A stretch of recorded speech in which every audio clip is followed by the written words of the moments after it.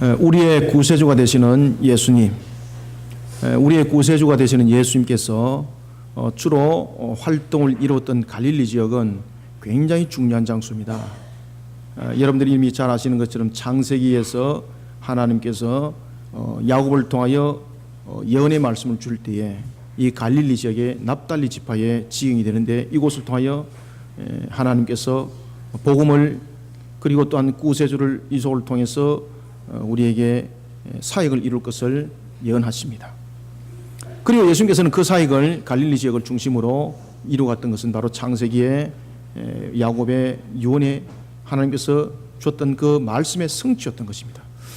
이런 예수님께서 여러분들이 잘 아시는 것처럼 갈릴리를 중심으로 이렇게 사역을 이룰 때에 공생애가 약 한 3년 반에 이르는 공생애를 이어가게 되는데, 이 3년 반의 공생애의 이제 후반부를 이어갈 때에 예수님께서 일으켰던 갈릴리 사역의 오늘 한 내용들이 여러분들에게 증거되어지고 있습니다. 오늘 본문에도 보면은 우리에게 나타나고 있는 것, 4,000명의 무리를 먹였던 한 사건, 그 사건이 있기 전에 여러분들은 너무나도 잘 아는 5,000명의 무리들을 먹이고도 남았던 오병이어의 기적, 우리는 이것을 또한 기억을 합니다. 예수님께서는 여러분들이 잘 아시는 것처럼 디베라의 갈릴리 바다 건너편에 있는 한 산에서 유대인들을 향해서 오병이어의 기적을 일으키는데, 이 5,000명이 넘는 무리들을 먹었던 그 양식이 하늘로부터 쏟아진 것이 아니라, 소나기 쏟아지듯이 양식이 하늘에서 내려온 것이 아니라, 그 5,000명을 넘는 사람들을 먹였던 그 양식은 바로 조그만 하나 보리떡 5개와 띠포리만한 그런 물고기 2마리. 이 물고기 2마리를 통해서 5,000명이 넘는 무리를 배불리 먹고도 12바구니가 남는 그런 역사를 익히게 됩니다. 이런 유산 사건이 갈릴리 동편에서 이제는 이방인들을 중심으로 그 사건을 예수님께서 또한 일으키게 됩니다. 귀묻고 말이 어둔한 자의 회복을 통하여 그 역사를 일으킨 뒤에 예수님께서는 유대인들을 향해서 오병이어의 기적들이 일어났다면, 이제는 이방인들의 그 지역을 통해서 이방인을 중심으로 칠병이어의 기적을 일으키게 되는 겁니다. 오병이어가 5,000명이 넘는 무리들이 배불리 먹었다면, 칠병이어는 4,000명이 넘는 이방인들이 중심이 된 그들이 주님의 은혜를 체험하게 되는 그런 현장이 되겠습니다. 사랑하는 성도 여러분, 이 오병이어의 기적의 현장, 은혜의 현장이죠. 그리고 또한 칠병이어의 기적의 현장, 은혜의 현장이죠. 오병이어의 기적을 통해서 우리 여러분들이 반드시 깨달아야 될 것과 칠병이어를 통해서 반드시 여러분들이 깨달아야 될 것은 기적이 아니라 바로 은혜라는 단어를 여러분들이 기억하셔야 됩니다. 우리는 오병이어, 칠병이어 그러면은 기적의 역사를, 미라클을 우리는 이야기를 하는데, 미라클이 아니라 그레이스를 우리는 기억을 하셔야 되는 것입니다. 왜냐하면 예수님께서 오병이어를 일으키고 칠병이어를 일으킨 것은 기적을 통해서 능력을 보인 것이 아닙니다. 제가 말미에도 여러분들에게 말씀드리겠습니다만은, 왜 그것을 우리가 미라클이라는, 기적이라는 부분에 초점을 맞추면 아니 되는가 하면은, 그 기적이라는 부분에 초점이 맞춰졌기 때문에 사람들은 예수님의 능력을 따르려고 했을 뿐인 것입니다. 예수님께서 일으켰던 그 역사를 통해서 구원의 메시지를 읽지 못하고, 구원의 주님을 바라보지 못하고, 하나님의 은혜를 바라보지 못하고, 야, 저 사람 따라가면은 우리가 뭔가 유익함을 얻겠구나, 이것을 보고 따라갔던, 그래서 예수님께서는 그 무리들을 전부 다, 오병이어도 마찬가지고 칠병이어도 마찬가지고 그 무리들을 전부 다 헛되어 보내버립니다. 우리는 이 내용들을 주목을 하셔야 됩니다. 오병이어의 기적과 칠병이어의 기적을 통해서 우리는 기적의 중심이 아니라 은혜라는 것을 우리는 발견할 수 있어야 되는 것이고, 그리고 이 은혜라는 것을 통해서 무엇을 또한 우리는 볼 수 있는 신앙이 되어야 되는가, 이것이 오늘 중요한 메시지라 볼 수가 있겠습니다. 여러분, 오병이어와 칠병이어 속에 보면은 두 가지 공통점이 있습니다. 첫 번째는 어떤 공통점이 있을까요? 왜 오병이어 칠병이어가 일어났습니까? 첫 번째, 먹을 것이 없었기 때문에 일어났잖아요. 오병이어와 칠병이어 속에서 공통점이 있는데, 첫 번째는 주님께서 먹을 것이 없는 그들을 향해서 질문을 던졌다는 겁니다. 공통점은 동일합니다. 그리고 두 번째는 오병이어 기적과 칠병이어 기적 속에서 나타나고 있는 두 번째 공통점은 무엇인가 하면 그들의 형편을 통해 불가능이라고 여기는 그 형편과 환경을 은혜의 현장으로 바꿔버린 사건입니다. 그러면은 예수님께서는 하나님이신 그분이 그 은혜의 현장으로 그 불가능의 현장을 바꿔버리고 그 현장에 있는 그들에게는 무엇을 보도록 했는가라는 것입니다.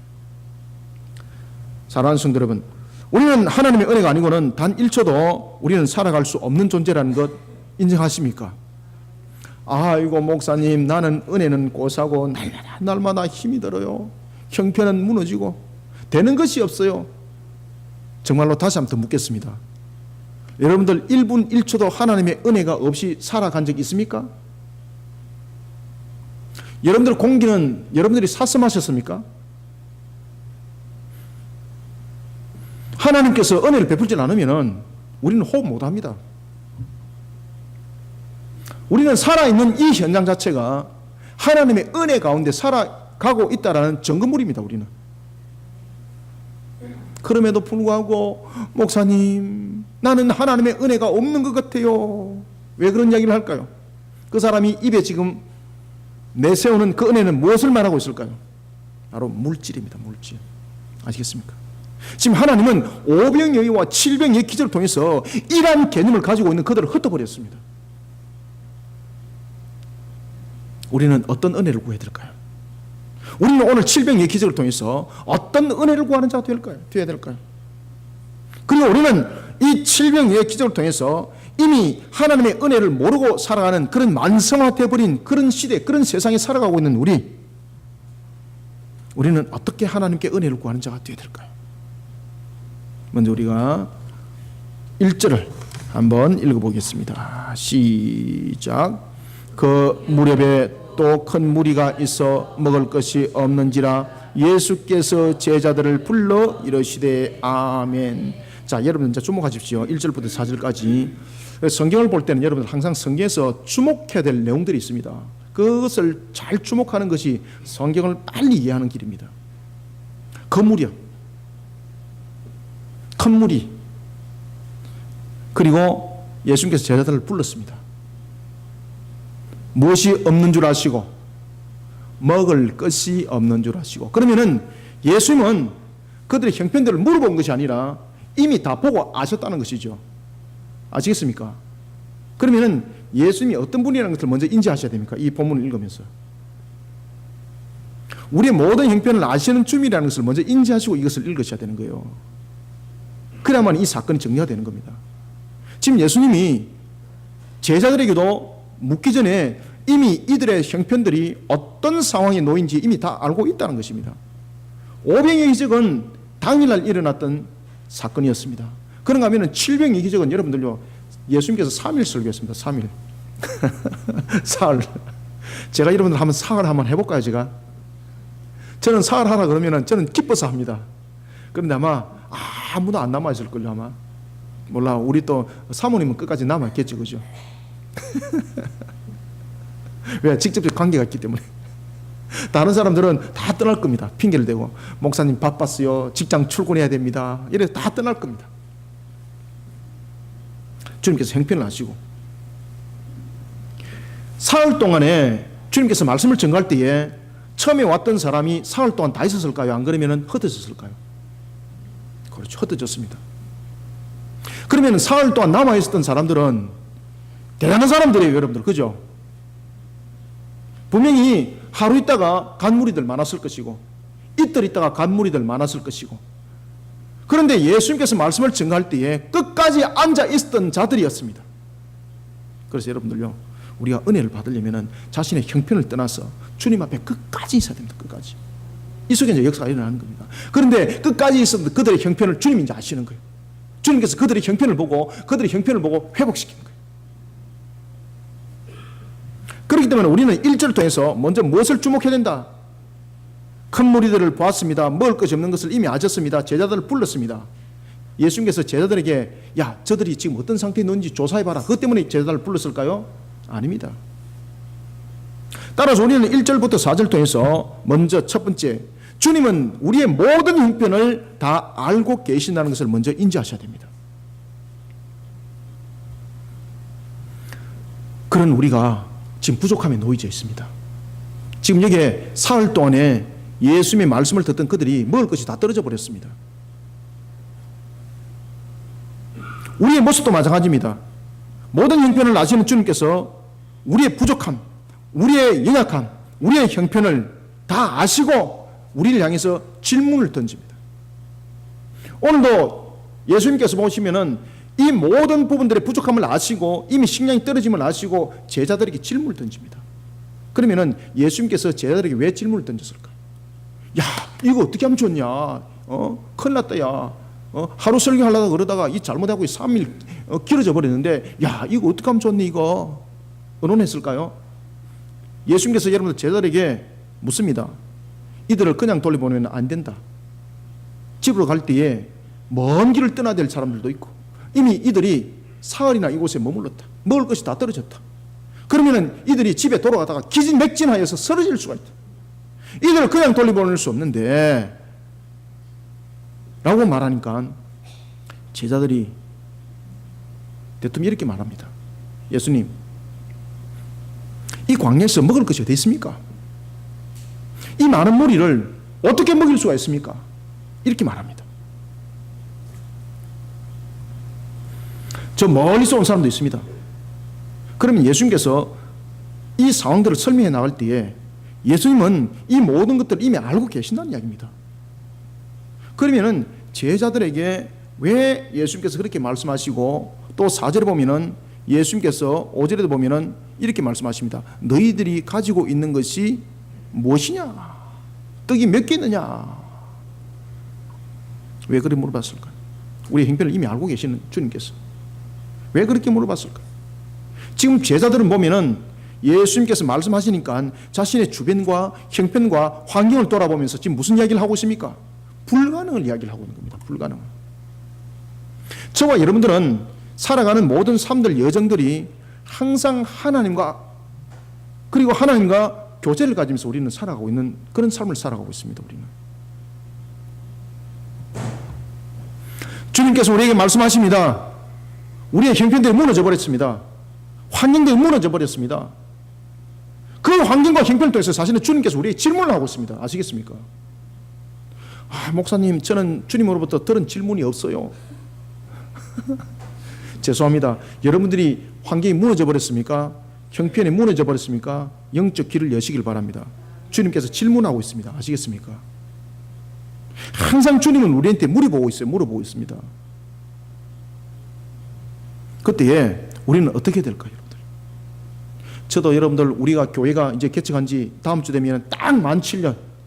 야, 참 기가 막히지, 그죠? 하루도 안 모자라고 하루를 넘어가지도 아니하고 딱 그날이 만 7년 내려다. 만 7년. 참 계산기하고 두드려도 그렇게 안 놉니다. 얼마나 감사한지. 그날이 또 무슨 날이더라? 주일인 거예요, 그날이. 얼마나 감사한지. 그래서 제가 7년 동안 걸어왔던 길들을 이제 돌이켜보면서 주님, 정말로 제가 고생을 많이 했죠. 그런데 이게 뭡니까, 이게? 그죠? 불평할 수도 있겠죠.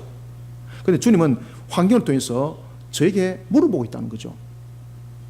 부족함을 보게 하시고 그 환경들을 보게 하시고 그걸 통해서 불가능을 보게 하는 것이 아니라 불평하는 모습을 나타내게 하는 것이 아니라 주님께서 훈련을 시키고 있습니다.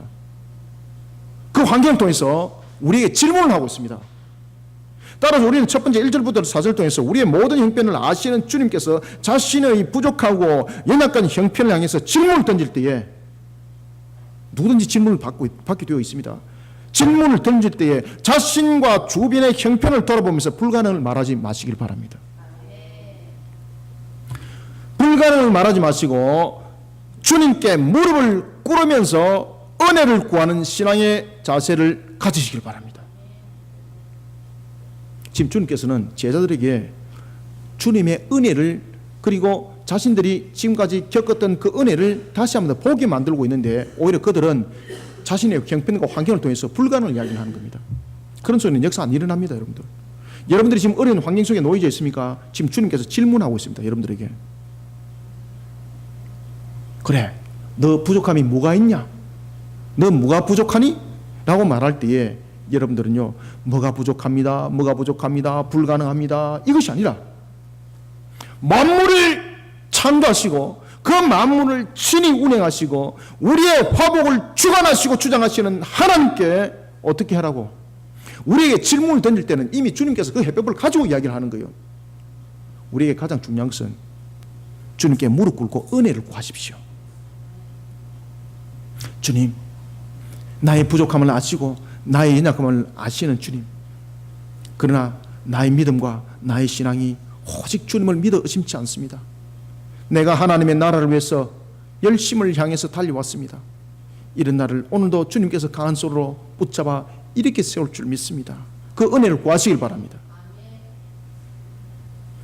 유대인들이 사는 지역뿐만 아니라 이방인의 지역이었던 그런 두로와 시돈, 그 지역을 통한 예수님의 기적의 역사는 예수님이 우리를 죄에서 구원할 메시아라는 사실을 온 세상에 증거하는 장면이었습니다. 소외된 사마리아와 같은 지역에서도 마찬가지였습니다. 이방인들이 살고 있는 지역을 향한 예수님의 그 행함의 발걸음은 두 가지를 설명하고 있습니다. 예수님께서 여러분들 사마리아 지역을 갔다, 두로와 시돈에 갔다, 이방인들이 사는 그 지역에 갔습니다. 유대인들은 그곳에 가면은 스스로를 부정하게 만들기 때문에 그들은 스스로의 그런 이방인들의 지역을 가지 않습니다. 특히 예루살렘을 향해서 갈 때는 어떤 경우도 그들은 사마리아를 가지 않습니다. 그러나 예수님은 여러분들이 잘 아시는 것처럼 의도적으로 사마리아를 갔습니다. 왜 예수님은 이런 이방인의 지역을 통해서 갈릴리 사역을 이룰 때에 왜 이방인의 지역을 갔을까라는 것입니다. 왜 그들이 사는 곳에 갔을까라는 것입니다. 이건 두 가지의 내용이 있습니다. 첫 번째는 뭔가 하면 유대인이 살고 있는 그 지역을 향한 예수님의 행보는 먼저 첫 번째, 하나님의 택한 백성은 유대 사회만 있는 것이 아니라는 것을 증명하는 겁니다. 유대인들이 지옥의 백성이라고 일컬었던 그 이방인들 가운데도 하나님의 택한 백성이 있다는 것을 증명해 보기 위해서 그곳에 예수님께서 의도적으로 간 것입니다.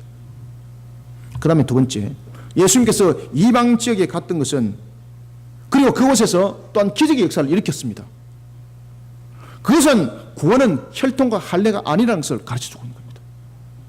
구원은 혈통과 할례가 아니라 하나님의 전적인 은혜로 말미암아 이루어졌음을 세상 향해서 알리는 것이었습니다. 이 두 가지의 이유를 가지고 예수님께서는 이방 지역을 향하였고, 그리고 이방 지역에서 기적을 일으켰던 겁니다. 유대인만이 아니라는 거예요. 이런 예수님께서 천국 복음을 이방인들에게 전하고, 그리고 또한 유대인들 향해서 오병이의 역사를 일으키고 칠병의 역사를 일으켰습니다. 특히 칠병여 사건은 놀랍게도 예수님과 함께한 지 사흘이 지났을 때였습니다. 2절과 3절을 우리가 한번 읽어봅시다. 시작. 내가 무리를 불쌍히 여기노라. 그들이 나와 함께 있은지 이미 사흘이 지났으나 먹을 것이 없도다. 만일 내가 그들을 굶겨 집으로 보내면 길에서 기진하리라. 그 중에는 멀리서 온 사람들도 있느니라. 아멘. 자, 여러분들 이것을 그냥 들으면 어떻게 보고 있습니까? 예수님께서 큰일 났다 이거. 야, 이거 사흘 지나가지고 이제 전부 다 이제 가다가 이제 굶어 죽어가지고 이 기진맥진하고 큰일 났구나, 야단 났구나. 예수님께서 근심하는 걸로 보고 있습니다. 그렇지 않습니다. 이것은 바로 뭔가면은 모든 상황을 아시는 주님께서 이 질문을 통해서 제자들을 지금 훈련을 시키고 있는 겁니다. 오병이어를 일으켰던 사건, 예수님의 가르침이 당일에 있었다면은 이방인을 향한 칠병이어 이 사건 무려 하루가 아니라 사흘이었습니다. 사흘. 여기에는 예수님에 관한 소문을 듣고 치유를 받기 위해서 아주 멀리서 온 사람들도 있었습니다. 그러나 예수님 주변에 모인 사람들은 자신들이 예수님 곁에 사흘 동안이나 머물게 될 것이라고 예상하지 못했습니다. 제자들도 마찬가지입니다. 만약에 예상했다면 그들에게는 먹을 것이 부족함이 생기질 않았었습니다. 그러니 하루 지나고 사람들 떠나버리고 이틀 지나고 사람들 떠나버린 사람들이 많았더라는 것입니다. 남아있는 무리들. 그런데 끝까지 남았을 때도, 우리가 끝까지 남았을 때도 하나님께 은혜를 구하는 신앙 속에 자신의 환경과 형편을 끝까지 이겨나가는 성도들이 되시길 바랍니다. 분명히 끝까지는 남아있는데 늘 부족한 것만 이야기하고 불평하고 그러면 여러분 그 속에 역사 안 일어납니다. 똑같이 머물러 앉아 있습니다. 아시겠습니까? 똑같이 머물러 앉아 있는데 주님은 우리 형편을 안다 모른다 아시는 하나님이세요. 그러면요 이미 우리의 부족함을 가지고 우리는 주님 앞에 나가기보다 오히려 하나님의 은혜를 구하는 그런 걸음들이 되시길 바랍니다. 내가 이것이 부족해요, 내가 이럴 수 있어요, 이런 불만이 아니라 내가 이런 부족한 가운데도 하나님께서 모든 것들을 역사를 일으켜서 나를 회복시킬 줄 믿습니다. 은혜를 구하십시오. 은혜를 구하는 것이 아니라 부족한 것을 그냥 설명하는 거예요. 그냥 그러니까 앉아고 기도할 때도 자기 부족한 걸 설명하는 거예요. 하나님, 작년까지는 50원 벌었는데 올해는 20원밖에 못 벌었어요. 30원 마이너스 생겼습니다. 어쩌면 좋습니까? 어쩌기는 30원 마이너스로 끝나는 거지. 여러분들 이런 계산에 대한 것을 가지고 주님 앞에 끝까지 앉아있는 자세가 아니라 이미 20원에 대한 은혜를 기억하면서 우리는 하나님의 은혜를 구하는 성도들이 되어야 합니다. 당장에 먹을 것이 문제가 되었습니다. 예수님께서도 이런 그들의 사정을 너무나도 잘 알고 있었습니다. 그들의 형편을 돌아보면서 예수님께서 이렇게 말씀하십니다. 만일 그들을 굶겨서 집으로 돌아보낸다면 멀리서 온 사람들은 가다가 기진하여 쓰러질 것이 염려가 되구나. 누가 염려합니까? 그렇죠. 주님이 염려하는 거예요. 이것은 염려가 아니라 내가 그들을 아무 부족함도 없이 회복시켜 그들을 하여금 나가는데 불편함이 없도록 하겠다는 겁니다. 언제까지? 사흘까지 끝까지 머무른 자들이었습니다. 그런데 끝까지 머물 때도 불평으로 머물면은 그 속에 여러분들 은혜 없습니다.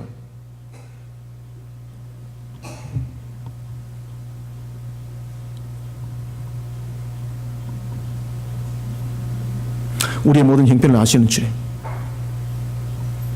오병이의 기적의 역사를 봤던 제자들은 여기 대해서 예수님의 이 질문에 대해서 어떻게 대답했을까요? 한번 읽어봅시다. 4절 시작. 제자들이 대답하되 이 광야 어디서 떡을 얻어 이 사람들로 배부르게 할 수 있으리까? 아멘. 이렇게 여러분들 끝까지 버티는 자들은 은혜 못 받습니다. 지금 가르쳐 주는 겁니다. 예수님께서.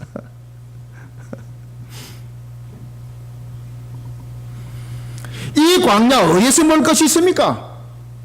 저 많은 무리들을 어떻게 배불리 먹인단 말입니까? 불가능이죠. 여러분, 그들이 광야라고 말한 이것은 이미 주님을 안 믿는다는 뜻입니다. 이게. 그래서 지금 제자들이 광야라는 단어를 딱 썼잖아요. 그래서 제가 이 성경을 주목을 하는 이야기입니다. 이 제자들이 이 광야라는 단어를 예수님께 꺼낼 수가 없는 겁니다. 그들은 광야와 같은 그런 들판에서 주님으로부터 얼마나 큰 은혜 받았습니까? 그죠? 근데 지금 광야를 말하면서 먹을 것이 없습니다. 딱 그럽니다. 이것은 무엇을 말하고 있는가 하면 아무것도 이들을 향해서 회복시킬 길은 없다는 거죠. 예수님께서 제자들에게 지금 훈련을 시키는 거예요. 이 장면을 통해서. 여러분, 광야는 어떤 곳인가 하면 민수기 20장 5절에 보면 먹을 것도 없고 마실 것을 찾을 수 없는 풀모지입니다. 광야는 예레미야서 2장 6절에 보면 사람이 살기에 아주 부적합한 땅입니다. 그러면은 지금 예수님은 사람을 힘들게 하고 피곤하게만 하시는 분이라고 지금 말할 수가 있는 겁니다. 지금 예수님께서 개나게심 3일 붙잡고 놓은 것 아닙니까? 그냥 하루 있다가 그냥 돌려보냈으면 이런 일 없었을 텐데, 혹이나 이틀이라도 됐으면 이런 일 없었을 텐데, 지금 사흘을 붙잡고 있었기 때문에 지금 일들이 터진 겁니다. 지금 이 뜻이죠. 그죠? 그들은 무엇을 가지고 그들을 먹이겠습니까? 이곳은 어떤 곳이라? 광야라는 거예요. 광야. 여러분, 예수님의 주변에 모이던 사람들처럼 주님의 말씀을 따라 우리가 열심히 살아가다가 혹이나 막막한 환경에 놓여본 적 여러분들도 많죠. 저도 많습니다. 주님의 일을 열심히 했는데 되는 것이 없습니다. 정말로 제가 교회에서 열심히 섬겼고 하나님의 나라를 위해서 열심히 달려왔는데 무너진 것밖에 없습니다. 여러분, 이런 소리 많이 안 들어보셨습니까? 저는 너무나도 많이 들어보았습니다. 그리고 또 많이 봐왔고요. 여기서 여러분들요, 힌트를 얻어야 됩니다. 여기서 오늘 본문에서 하나님께서 우리에게 무엇을 말해주고 있는가를 답을 찾아야 됩니다. 따라서 제가 서두에도 그저 남아있는 것이 중요한 것이 아니다. 남아있으면서 광야 이야기는 하고 앉아가 있고, 광야에서 무엇이 먹을 것이 있습니까? 광야에서 이 많은 무리들을 어떻게 먹입니까? 라고 말하는 그들에게 광야는 역사는 안 일어납니다. 여러분들 잘 아시는 것처럼 가나안에도 정탐 전투를 앞두고 있었던 12정탐꾼들을 통해서도 그런 이야기가 나타났지 않습니까? 우리는 여러분들 항상 하나님의 은혜를 기억해야 됩니다. 그리고 하나님의 은혜에 무릎 꿇는 자가 되어야 합니다. 똑같은 광야를 갔습니다. 그리고 똑같은 가나안에 정탐을 했습니다. 10명은 하나님의 은혜를 본 것이 아니라 불가능을 설명합니다.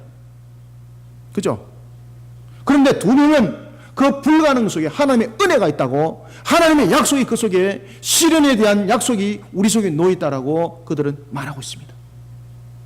누가 결실의 열매를 보았습니까?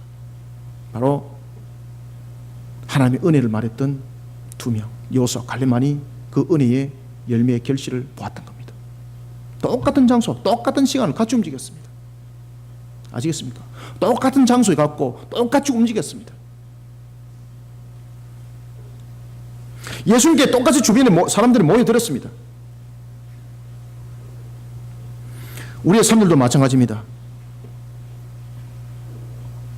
주님의 말씀을 듣기 위해서 3일 동안 시간을 보냈던 것처럼 우리도 주님의 사역을, 그리고 하나님께 주신 사명을 힘있게 감당하면서 사흘 머물렀습니다. 그런데 우리에게 나타난 것은 먹을 것조차도 없어지는, 그리고 우리의 형편은 광야에 놓여진 형편이 되어버렸습니다. 주님은 알고 있다 모른다? 알고 있습니다, 여러분들요. 여기 대해서 주님은 우리에게 질문을 하고 있습니다. 반드시 주님의 음성이 들려주게 되어 있습니다. 하늘에서 소리가 들려지는 것이 아니라 이미 형편과 환경이 주님께서 여러분들에게 이미 질문을 하고 있는 겁니다. 이 속에 우리는 주님께 어떻게 우리는 답변을 해야 되는가? 자신의 절망스러운 환경을 돌이켜보고 불평하고 불가능을 말하고, 그럴 때 여러분들에게 맺혀지는 결론은 무너지는 것밖에 없습니다. 결국은 여기에 대해서 우리는 자신의 모습과 환경을 통해서 불가능을 보는 것이 아니라 내가 믿고 의지하는 하나님을 다시 한 번 더 믿어 의심치 아니하는 신앙의 무릎이 필요한 것입니다. 그리고 주님의 은혜를 구하는 신앙의 걸음을 걷는 성도들이 되시길 소망합니다. 그래서 주님께서 맺혀주시는 은혜의 열매가 어떤 것인지 세상 사람들에게 여호수아 갈렙처럼 정리해 보이는 저와 여러분들이 되시기를 소망합니다. 그러면 두 번째, 우리는 어떻게 은혜를 구하는 자가 되어야 되는가? 5절을 한번 읽습니다. 시작. 예수께서 물으시되 너희에게 떡 몇 개가 있느냐? 이르되 7개, 7이로소이다 하거늘. 아멘. 여러분들, 이 떡 7개는 우리가 일상적으로 생각하는 그런 떡이 아니고 조그만 하나에, 이런 주먹밥보다 좀 작은 것. 그리고 물고기는 우리가 식당에서 먹는 큰 물고기가 아니고 띠뽀리와 같은 그런 조그만한 반찬거리. 이거 먹어가지고 무슨 여러분 해결이 되겠습니까? 혼자 먹어도 배 안 부릅니다. 이거. 예수님께서 묻습니다. 야, 이거 큰일 났다. 먹을 것이 있어서 나눠줘야 되는데 라고 말하신 것이 아니라 제자들에게 묻습니다. 너희들에게 떡이 몇 개가 있느냐? 이때 제자들의 대답은 7개밖에 없습니다. 여러분, 우리는 제자들이 7개밖에 없습니다라는 것을 통해서 제자들은 무엇을 봤을까요? 형편과 환경을 통해서 초라한 자신들의 모습, 낭망을 보는 거죠. 그런데 예수님께서는 이미 그것을 가지고 있는 것을 아시죠. 왜 그 질문을 했는가 하면요, 여러분 반드시 기억하셔야 됩니다. 주님께서 우리에게 베푸신 은혜가 비록 눈꽃만 하는 것이 있을지라도 그 은혜를 감사하는 신앙이 우리 속에 먼저 만들어져야 합니다. 7개밖에 없습니다. 이것이 아니라 7개나 줬습니다. 1개밖에 없습니다가 아니라 1개나 줬습니다. 감사할 줄 아시길 바랍니다. 환경이 무너져 버렸습니다. 그렇지만 무너지지 아니한 건 남아있는 것이 감사한 줄 믿으시기 바랍니다. 무너져 버렸습니다. 안 미친 것을 감사하게 여기시길 바랍니다. 그죠? 아시겠습니까? 감사 조건들을 찾아가시길 바랍니다. 왜냐하면 이것이 너무나도 중요합니다. 지금 예수님께서 제자들에게 물은 것은 지금 거기에 대한 훈련입니다. 감사 조건을 여러분 찾으시길 바랍니다. 왜 제가 여러분들에게 이 말씀을 드리는가 하면 예수님께서 축사하시는 이 내용이 중요한 겁니다. 제가 조금 뒤에 말씀드리겠습니다. 따라서 우리는 두 번째 5절부터 8절을 통해서 자신의 초라한 환경과 형편을 돌아보면서 절망하거나 낙심하지 말고 사람의 눈으로 볼 때는 초라해 보이지만은 주님으로부터 이미 받은 은혜, 주님으로부터 이미 받은 은혜를 감사히 여길 줄 아는 신앙으로 주님의 또 다른 은혜를 이루어가는 신앙의 자세를 가지시길 바랍니다. 예수님의 말씀을 듣기 위해서 그리고 예수님으로부터 치유를 받기 위해 멀리서부터 모이던 사람들, 그 사람들의 공통점은 예수님을 믿고 그곳에 온 겁니다. 그리고 그 앞에 섰습니다. 처음에는 그들이 예수님의 능력을 믿고 왔습니다. 우리도 마찬가지입니다. 예수님의 능력을 믿고 신앙을 했습니다. 그리고 주님 앞에 모여들었습니다. 자신의 삶에 문제가 생겼습니다. 바로 굶주림에 대한 문제였습니다. 이런 상황에 놓여져 있을 때에 지금까지 자신의 환경과 형편을 통해서 하나님께서 베푸신 그 은혜를 우리는 감사할 줄 아는 신앙이 오히려 되어야 됩니다. 그런데 사람들은 대부분 여기서 무너져 버립니다. 이럴 수가 있느냐? 대체로 잘 쓰는 단어죠. 자신이 받았던 은혜는 감사할 줄 모르고 그 은혜를 잊어버리고 오히려 환경을 통해서 불평하고 원망하고 몸부림을 칩니다. 여러분들 이스라엘 백성들 한번 보십시오. 이스라엘 백성들은 전무후무한 역사를 그들은 겪었던 신앙의 간증인들이었습니다. 자, 홍해 사건 한 가지만 한번 봅시다.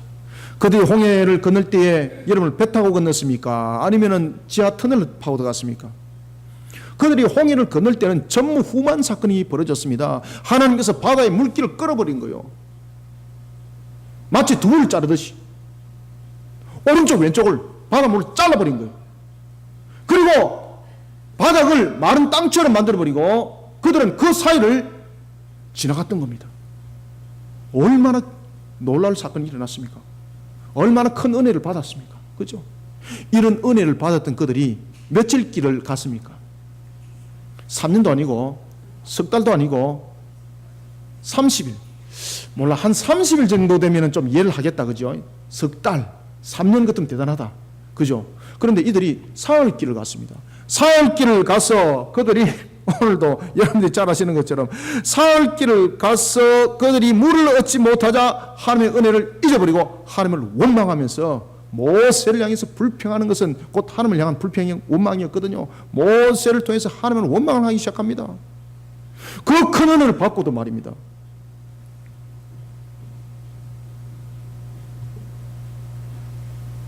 여러분들이 잘 아시는 마라 사건, 하나님의 은혜를 망각해버렸던 그 사건 기억나십니까? 예수님을 믿고 모이던 무리들이 예수님의 말씀을 들은 지 사흘이 지났습니다. 이제 돌아가야 될 시간이 되었습니다. 그러나 문제는 이 상태로 돌아가다가는 주님으로부터 받은 모든 은혜를 다 쏟아붓게 되고 있습니다. 처음에는 은혜 충만인데 돌아가다 보면 먹을 것이 없습니다. 그러다 보면 나중에 불평 충만이 되는 겁니다. 불만 충만이 되는 것입니다. 야, 내가 그 괜히 가지고 거기에 사흘 머물러 가지고 말이지, 그곳에 갔다가 내가 이렇게 생고생하고 내가 다시는 내가 그곳에 가는가 봐라. 아이고, 예배당에 갔더만은 말이지, 밥 한 그릇 준다고 갔더만은 다시는 내가 그곳에 가는가 봐라. 그런 사람들 있죠. 여기서 여러분들은요, 무너짐을 당하고 세워짐을 당하는 겁니다.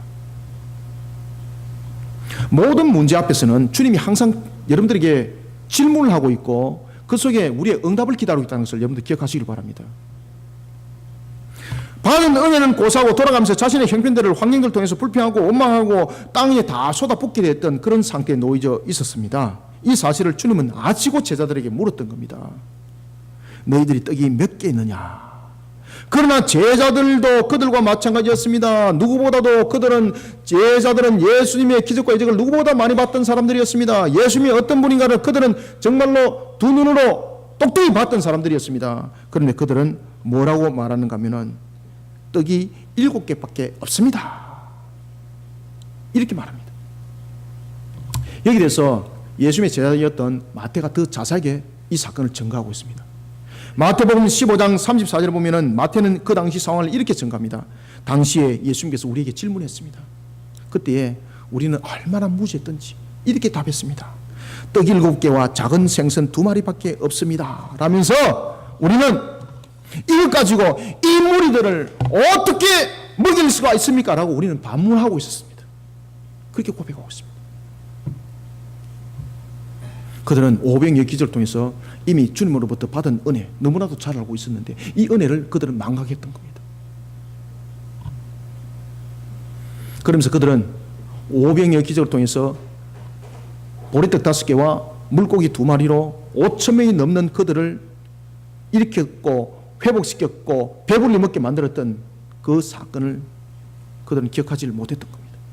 그들은 자신이 가지고 있는 이 작은 분량, 이것 가지고 굴러가는 걸 말하고 있었습니다. 불평을 말하고 있었습니다. 자신이 받은 은혜가 적은 분량이라 할지라도 그 은혜를 진정으로 감사히 여기는 신앙을 가지시길 바랍니다. 오병이어는 예수님께서 물고기 떡 5조각과 물고기 2마리 향해서 예수님께서 축사하셨습니다. 여기서 축사는 축복입니다. 축복. 모든 사람들 보게, 유대인들이 보도록 그 자그마한 물질을 축복하셔서 모든 사람들이 먹고도 남는 것이 12바구니나 남도록 역사를 일으켰습니다. 그런데 오늘 본문에 보면은 칠병여의 축사는 축복이 아닙니다. 감사기도입니다. 감사기도. 여기서 축사는 여러분 감사기도입니다. 감사기도. 무엇입니까? 이미 작은 것이지만은 이미 하나님께서 이것을 통해서 이 모든 무리들을 다 먹일 줄 믿는 감사기도. 아시겠습니까? 여러분들 환경 속에 무너져 버려 있고 여러분들이 또한 여러 가지 상소에서 어려움이 있습니까? 그러면 주님께서 이미 우리에게 주신 은혜가 조그마한 것이 깨알 만큼 있을지라도 이것을 감사히 이길 줄 아는 신앙들이 되시길 바랍니다. 그러니 감사기도하는 자 되어라. 감사기도하는 자 되어라. 따라서 예수님께서는 그 칠병예를 통해서 예수님께서 축사하셨다는 것은 바로 감사기도를 했다는 것입니다. 예수님께서 그 축사를 할 때 모든 사람들을 땅에 앉춥니다. 모든 사람들이 단 한 사람도 빠짐없이 이 환경과 이 여건들을 통해서 축사하시는 예수님의 장면을 보게 하시고 이것을 통해서 모든 사람들이 어떻게 먹었는가를 정인되게 하십니다. 그때에 예수님께서는 감사기도를 하는 거예요. 감사기도. 아버지 감사합니다. 비록 작은 물고기 2마리와 떡 7조각이지만은 이것을 가지고 이 모든 이들을 먹여주시고 배불리 먹이도록 이미 모든 것을 이루어 주시니 감사합니다. 이렇게 기도했단 말입니다. 작은 은혜도 항상 감사하는 신앙을 가져야 합니다. 주님께서 물으십니다. 너희에게 떡이 몇 개 있느냐? 자신의 초라한 환경과 형편을 돌아보면서 무너질 것밖에 보이지 않는 자신의 형편, 그 형편을 돌아보라는 뜻이 아닙니다. 이것은 하나님으로부터 받은 작은 은혜를 돌아보라는 겁니다. 함께 식량으로 먹고도 배불르지 않은 그런 떡 7개, 이빨에 끼일 정도밖에 되지 않은 작은 물고기 2마리, 그런 형편이 놓여졌을지라도 우리는 하나님께 감사하는 신앙을 길러내는 성도들이 되어야 합니다. 사람들이 자신의 초라한 형편을 보면서 이것이 하나님의 은혜냐라고 비꼴지라도 자신의 초라한 환경과 형편 속에 펼쳐진 떡 7개와 작은 물고기 2마리의 은혜를 통해 하나님께 감사하는 신앙으로 자신을 세워나가는 우리 성도들이 되시기를 소망합니다. 이런 신앙 가운데 달려가는 저와 여러분들의 머리 위에 오늘 예수님께서 일으켰던 4,000명이 배불리 먹고도 7 광주리가 남은 역사가 일어나기를 주님의 이름으로 축원합니다. 그 다음에 마지막으로 우리가 9절을 한번 읽어보겠습니다. 시작. 사람은 약 4,000명이었더라. 예수께서 그들을 흩어 보내시고. 아멘. 여러분들, 예수님께서 왜 이제 흩어 보내시죠? 이제 대충 감이 가시죠? 마지막으로 우리는 9절부터 10절 통해서 세 번째, 자신의 유익입니다. 자신의 유익을 추구하기 위해 주님을 따르는 기회주의적 신앙을 가지지 마시길 바랍니다. 진심으로 주님을 따르면서 주님께서 나에게 은혜를 베푸셨습니까? 그러면은 우리는 더 큰 은혜를 구하는 신앙의 자세를 가지시길 바랍니다. 아, 목사님, 더 큰 은혜, 그래 맞죠? 더 줘야지. 여기서 제가 말씀드리는 더 큰 은혜는 여러분들 수량과 물량과 부피를 말하는 것이 아닙니다. 죄송합니다. 더 큰 은혜는 무엇일까요? 바로 새하늘과 새 땅입니다. 자신에게 주어진 그런 유익을 추구하기 위해서 주님을 따르는 기회주의적인 그런 신앙의 자세가 아니라 진심으로 주님을 따르면서 새하늘과 새 땅의 도래에 대한 은혜를 구하는 신앙의 자세로 자신을 세워나가시길 바랍니다.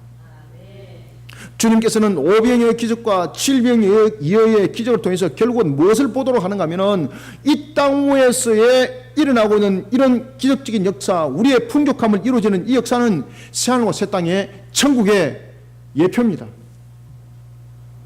이 땅에서는 부족함이 항상 충만함으로 완전한 수가 채워지지 않지만은 새하늘과 새 땅에는 모든 것들이 부족함들이 완전함으로 채워졌기 때문에 부족함이라는 단어가 성립이 되지 않습니다. 우리는 이런 하나님의 나라, 새하늘과 새 땅 천국을 우리는 소망할 수 있는 그 나라가 속히 임하게 하기를 원하는 그 은혜를 구하는 그런 신앙이 우리에게는 너무나도 필요한 것입니다. 주님께서는 기적을 일으켜서 이런 것들을 보도록 한 것입니다. 그런데 사람들은 그것을 보는 것이 아니라 더 많은 물질, 더 많은 물량, 더 잘 되는 것, 이방인들이 하는 짓입니다. 우상 숭배자들이 하는 짓입니다. 예수님께서 일으켰던 7병이어의 역사는 4,000명이 넘는 무리를 먹이고도 남은 조각이 7광줄이라고 말하고 있습니다. 여기에는 남자 20세에서 장정들만을 말하고 있는 겁니다. 그러면 어린아이들과 여자들도 있었습니다. 얼마나 많은 무리가 여러분들 그 역사 현장에 정인이 된지 아시겠습니까? 그 사건을, 그 많은 사람들이 목격했던 그 사건을 제자들이 정인이었고 우리는 성경을 통해서 여기에 대해서 지금 정인이 되고 있습니다. 여러분, 이런 엄청난 은혜를 체험한 무리들에게 그들에게 어떤 반응이 일어났을까요? 하나님으로부터 여러분들 은혜를 받을 때에 뭔가 큰 물질을 받았습니다. 뭔가 나의 삶의 회복이 크게 받았습니다. 그러면은 그들에게 나타나는 것은 분명히 감사하면 나타나겠죠. 그런데 그 감사함을 통해서 주님을 더욱더 적극적으로 따르는 그런 신앙의 발동이 일어납니다. 그런데 문제는 그들이 더욱더 주님을 따르는 신앙의 발동의 동기가 뭔가 하면은 더 큰 은혜입니다. 그런데 이 여기서 말하는 더 큰 은혜는 주님이 말하는 더 큰 은혜와 완전 다른 것을 말하고 있습니다. 무엇을 말합니까? 더 많은 것, 더 잘 되는 것. 주님은 그것을 말하고 있지 않습니다. 주님께서는 우리에게 지금 기적과 같은 은혜를 베푸셨습니다. 그러면 이 은혜를 통해서 우리로 하여금 무엇을 보도록 하고 있습니까? 완전히 부족함이 없는 새하늘과 새 땅을 보도록 하는 거예요. 5병의 기적도 마찬가지고 7병의 기적도 마찬가지고 그 기적의 역사를 경험했던 그들은 예수님을 따르고 예수님을 부여잡습니다. 왜 예수님을 따랐을까요? 왜 예수님을 붙들려 그랬을까요? 여기에 대해서 산 증인이 있습니다.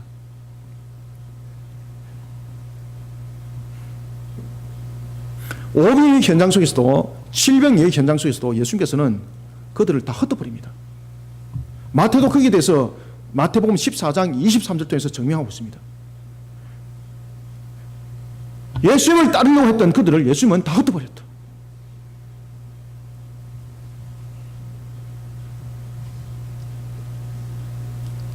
여기에 대해서 예수님이 가장 사랑했던 제자라고 말하고 있는 요한이 여기에 대해서 가장 정확하게 증거를 하고 있습니다. 요한복음 6장 15절 보면은 요한이 뭐라고 말하는가 하면은 그 당시에 5병의 기적을 보고 그들이 예수님을 붙들려고 했던 이유는 그들이 예수님을 임금으로 삼으려고 했기 때문입니다. 그들이 예수님을 임금으로 삼으려고 했던 것은 예수님의 그 능력을 보고 저 저분을 우리의 임금으로 세우기만 하면은 우리에게 부족함이 없고 그 능력을 통해서 우리의 나라를 지키고 저 로마로부터도 우리를 해방시킬 그런 분이다. 그러니 우리는 저분을 임금으로 만들어서 우리가 평화를 누리고 우리가 정말로 살로몬을 누릴 뿐만 아니라 더 많은 것들을 얻을 수 있는 길이 열려질 수 있겠구나. 이러면서 예수님을 왕으로 그들이 삼으려고 했다는 겁니다. 그러니 예수님께서 그들을 다 흩어버렸다는 거죠. 예수님은 여러분들 오병이어의 기적과 그리고 또한 칠병이어의 기적을 통해서 그 많은 무리들을 먹였던 이유는 내 능력을 보아라는 것이 아닙니다. 그들이 끝까지 남아있었기 때문에 그런 은혜를 받았다는 것이 아닙니다. 물론 끝까지 남은 자는 그런 은혜를 받습니다. 그런데 예수님께서 은혜를 주는 이유가 있습니다. 여러분들, 예수님께서 병든 자를 왜 낫게 했습니까? 왜 귀신 들린 자에게 귀신을 쫓게 했습니까? 자신의 능력을 보라고요? 왜 안전병기를 일으켰습니까? 내 능력을 보라고요? 왜 죽었던 나사로를 살립니까? 내가 이런 분이야 세상 속에 보여주기 위해서. 예수님은 그런 은혜를 베푸심을 통해서 우리로 하여금 더 큰 은혜를 바라보도록 하는데 그 더 큰 은혜는 바로 새하늘과 새 땅인 것입니다. 나사로가 죽었던 나사로가 살아난 것은 더 큰 은혜가 있는 새하늘과 새 땅에서는 영원히 살아간 모습으로 살아가기 때문에 죽은 나사로를 통해서 세상 사람들에게 그것을 증명해 보였고, 안전뱅이를 일으키고 귀신 들린 자의 귀신을 쫓아보내고 뿐만 아니라 병든 자를 회복시킨 것은 이 땅에서는 그것이 불완전 상태 속에서 계속적으로 반복적으로 일어나지만은 새하늘과 새 땅에서는 그러한 것들이 완전한 회복으로 일어나니 너희들이 그러한 회복을 통해서 새하늘과 새 땅을 바라보라는 것입니다. 9절과 10절 한번 읽어봅니다. 시작.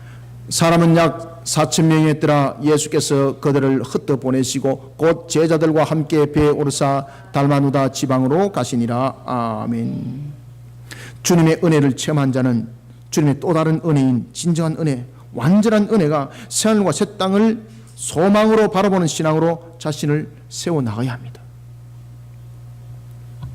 우리는 주님으로부터 받았던 은혜를 통해서 더 큰 은혜인 더 많은 큰 물질을 구하는 그런 이방인을 모습을 닮아가는 그런 신앙, 또한 이방인들이나 하는 그런 신앙의 행위 멈춰야 합니다.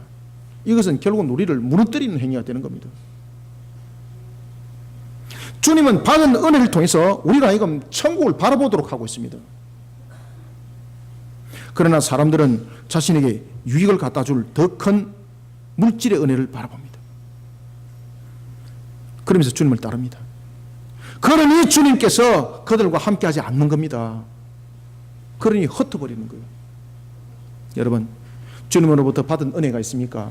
그러면은 주님으로부터 받은 은혜에서 더 큰 은혜를 구할 때에 신앙의 바른 자세로 바른 은혜를 구하는 성도들이 되시길 바랍니다. 그래야지 않으면은 주님께서 흩어버리는 것처럼 나중에 여러분들 다 흩어버립니다. 함께하지 않습니다. 주님께서 우리에게 은혜를 베푸시면요, 천국을 바라보라는 거예요. 천국을.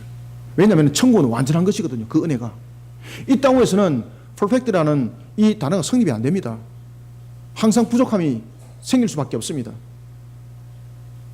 그러나 새하늘과 새 땅이라는 천국에는 이 땅에서 우리가 정말로 그렇게 했으면 좋겠다라는 것이 그 속에서는 영원히 열매로 남아 있습니다. 여러분들 영원히 병 안 들고 정말로 건강한 모습으로 살아가길 원합니까? 이 땅에서는 여러분 어떤 용한 의사를 만나도 치료가 되더라도 곧 또 우리는 연약해지고 그리고 또한 병들게 되어 있습니다. 이 땅에서는 완전함이 없습니다. 아무리 의술이 발달해도 말입니다. 그러나 새하늘과 새 땅에서는 이런 모든 것들이 회복으로, 여러분들이 정말로 나이가 연세가 들어가지고 협착증으로 그리고 또한 관절염으로 그런 일이 새하늘과 새 땅에서는 없단 말입니다. 여러분들요.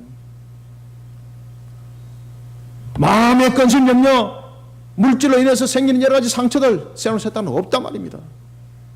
그래야 하나님께서는 우리에게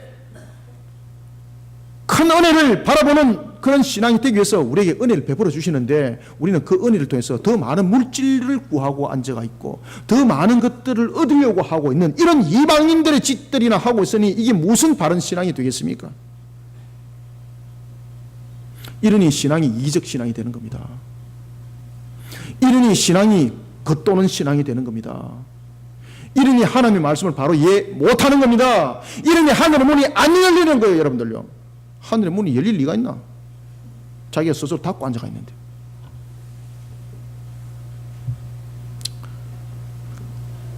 제가 여러분들 이런 것들을 다 경험했기 때문에 제가 여러분들에게 말씀을 드리는 겁니다. 제가 여러분들 여기에 대해서 산 간증인입니다. 간증인. 아시겠습니까? 그래서 주님께서 나를 쓰시는 거예요. 주님 안에서 샬롬을 말하는 더 큰 애, 더 큰 은혜. 세상에서 말하는 값에 매겨진 더 큰 애 아닙니다. 세상에서 값이 매겨진 더 큰 은혜는 우리를 어디로 빠뜨립니까? 결국은 우리를 탐욕에 빠뜨리고 있고, 우리를 정욕에 빠뜨리고 있고, 우리를 불의에 빠뜨리고 있고, 부정에 빠뜨려 버리는 거예요. 여러분들요. 그래서 우리는 항상 주님으로부터 받은 은혜를 바라보면서 항상 더 큰 은혜라는 새하늘과 새 땅 천국을 바라보는 그런 그 은혜를 소망하는 신앙으로 자신을 세워나가는 저와 여러분들이 되시기를 소망합니다. 자신의 성공을 위해서 우상 숭배처럼 주님을 믿고 따르며 물질을 드리는 자들, 주님의 은혜를 체험한 우리에게 진정으로 보여질 것 아무것도 없습니다. 주님의 은혜를 체험한 우리에게 진정으로 보여줘야 될 것은 무엇인가 하면 그런 우상 숭배적 요소를 담아내려가는 것이 아니라 약속하신 새하늘과 새 땅이 보여야 되는 것입니다. 이것이 주님이 우리로 하여금 은혜를 체험하게 하신 정답인 것입니다. 주님의 은혜를 체험한 우리에게 진정으로 보여줘야 될 것은 바로 주님께서 말씀하시고 약속하신 새하늘과 새 땅인 천국이 자신의 더 큰 은혜의 소망의 터가 되어야 되는 것입니다. 이와 같이 자신의 유익을 추구하기 위해 주님을 따르는 기회주의적인 신앙의 자세가 아니라 진심으로 주님을 따르며 은혜를 구하는 신앙의 자세를 가지시기를 주님의 이름으로 축원합니다. 말씀을 맺겠습니다. 천국은 완성된 하나님의 나라입니다. 그 나라는 완전한 샬롬이 있는 영원한 나라입니다. 장차 이런 하나님의 나라인 천국, 지금과 같은 우리의 삶의 모습이 아니라 완전한 새로움으로 모든 것을 시작하고 있는, 그러면서 그 속에서 영원한 결실을 맺는 새하늘과 새 땅, 우리는 거기서 살아가게 됩니다. 우리는 하나님으로부터 받은 은혜가 있다면 이 새하늘과 새 땅을 소망할 수 있어야 됩니다.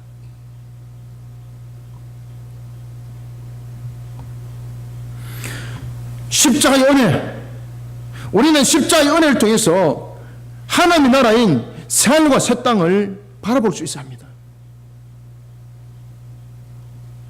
세상의 환경이 자신의 전부가 되어서는 안 됩니다. 물질은 우리에게 분명히 필요합니다. 그리고 그 공급 또한 하나님의 은혜로 말미암아 이루어집니다.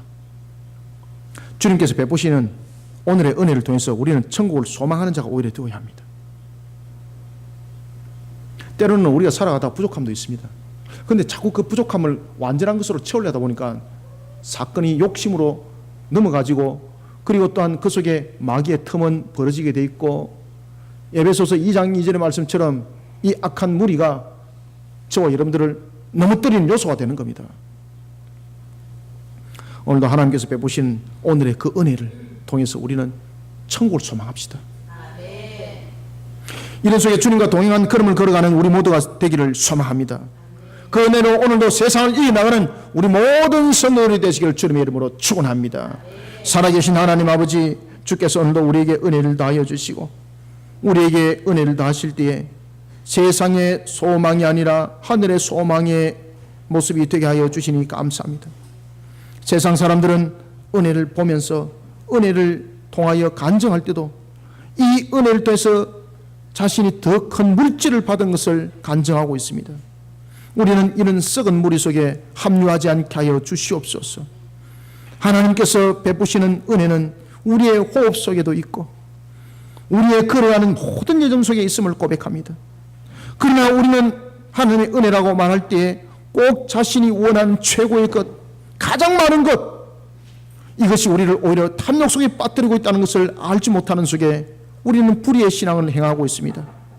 하나님, 오늘 질병이어의 한 사건을 통하여 우리에게 주신 말씀처럼 우리가 이미 받은 작은 은혜에 감사할 줄 알 뿐만 아니라 하나님의 은혜에 무릎 꿇는 신앙이 되게 하여 주시옵고, 또한 오늘도 자신의 이기적 신앙을 추구하는 모습이 아니라 하나님께서 베푸시는 은혜를 통하여 우리는 더 큰 은혜인 새하늘과 새 땅인 천국을 소망하는 걸음 속에 세상을 사랑하는 자 되게 하여 주시옵소서.